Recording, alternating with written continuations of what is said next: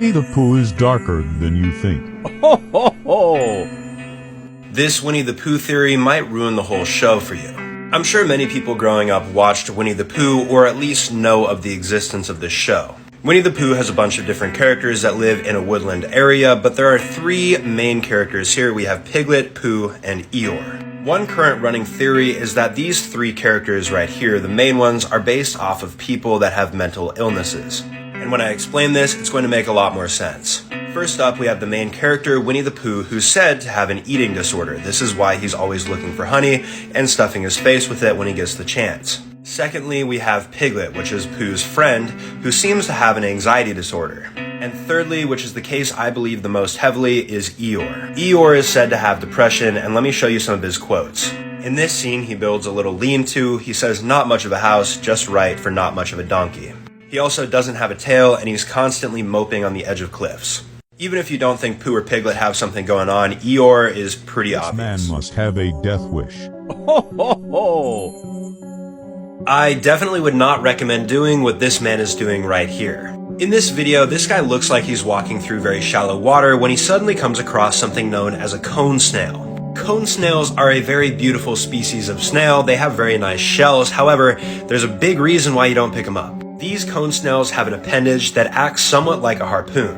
When hunting, or if bothered by a person or other animal, it will shoot their appendage out, and this has deadly venom inside of it. And just to give you an idea on the scale of this thing and how painless this would feel, this is a person's hand over here to the right. You can see how big their thumb is compared to that.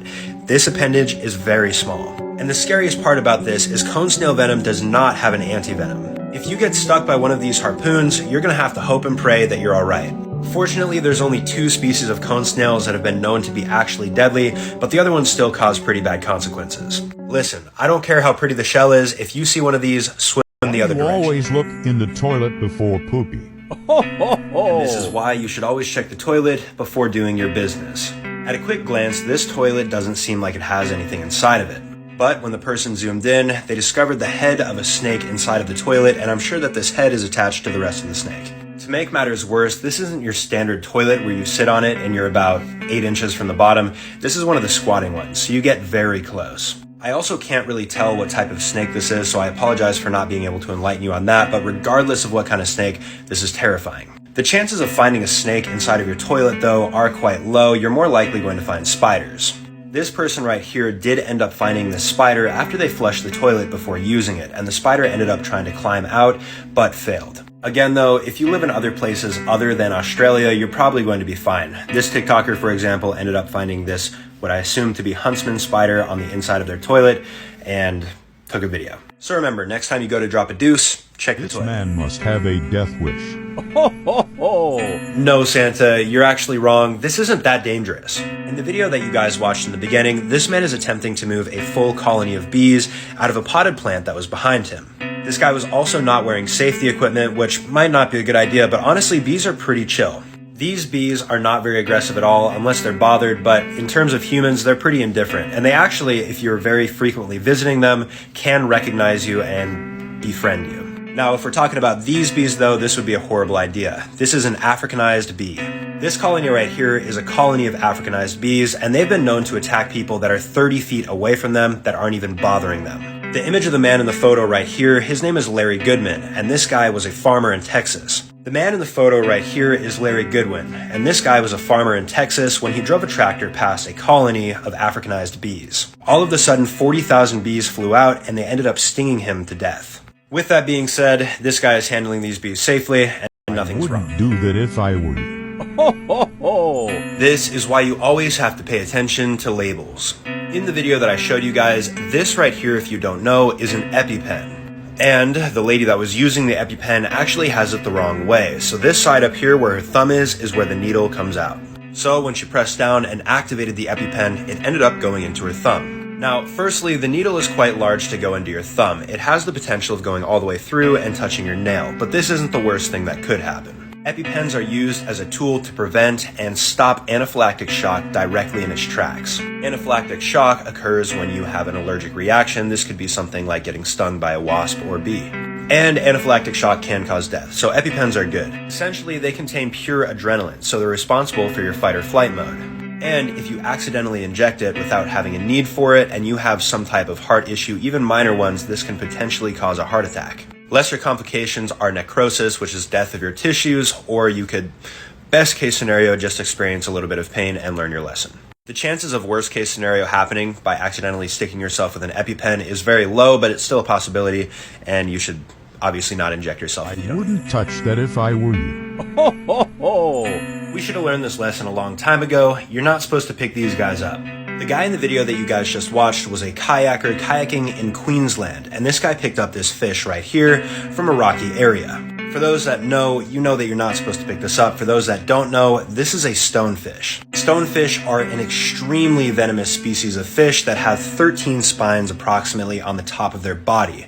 These spines, when pressure is applied, will release a toxin that has a very high likelihood of killing you. Behind me is an image of one of these spines. You can imagine how painful this would be if you accidentally stepped on it. And accidentally stepping on a stonefish is pretty easy to do. It's really hard to see them. They have extremely good camouflage. Best case scenario after stepping on one of these is you'll experience extreme pain but survive. Worst case scenario, of course, you're going to experience convulsions, extreme damage to your cardiovascular system, and eventually death. You also only have about 15 minutes to get the antivenom before these effects start kicking in, so if you get stung, you got to get that antivenom quick. If you guys see one of these in the wild, don't pick it up. This guy better stay inside for the day. This is not what you want to see waiting outside your house when you wake up in the morning. The short clip I showed you guys was from a previous video where this guy woke up and found this male lion standing outside of his window staring at him.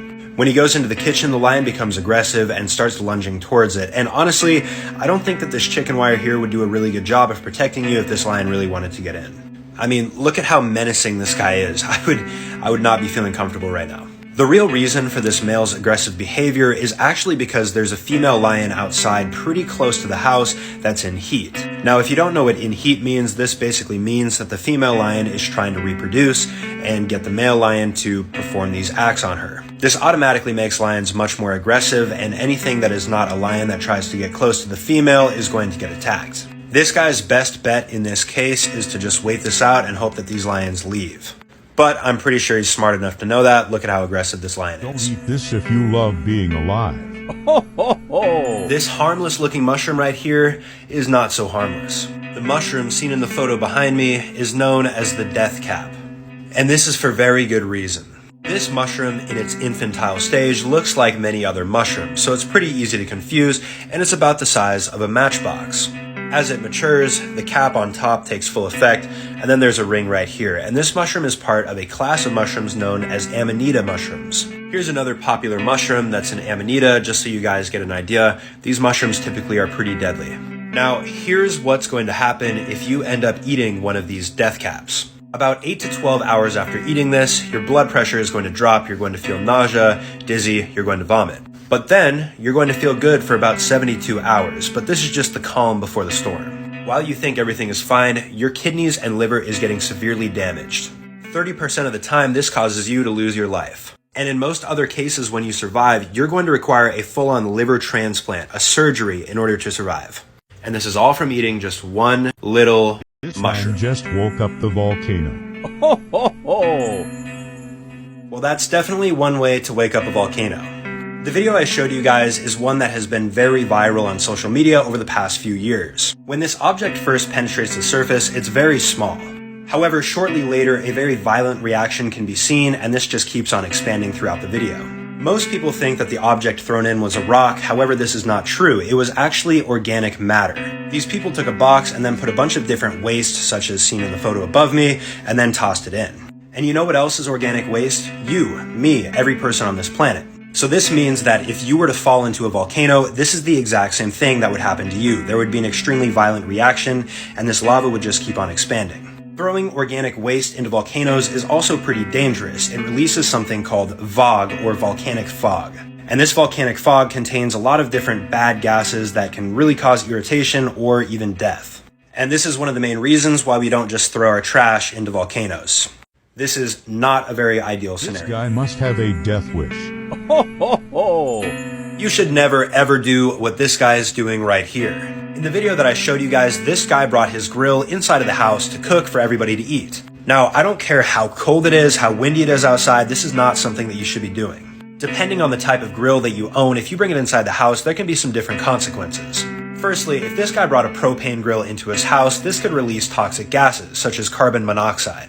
Inhaling carbon monoxide is extremely deadly, and most of the time you don't even know that you're dying until it's too late. Symptoms of this can include headache, dizziness, and fatigue, as well as confusion. So while you're feeling all of these different things, you're not really going to think that you need to go outside because you're confused. In addition to this, these grills also provide an immense amount of heat, which is much more than your house can handle.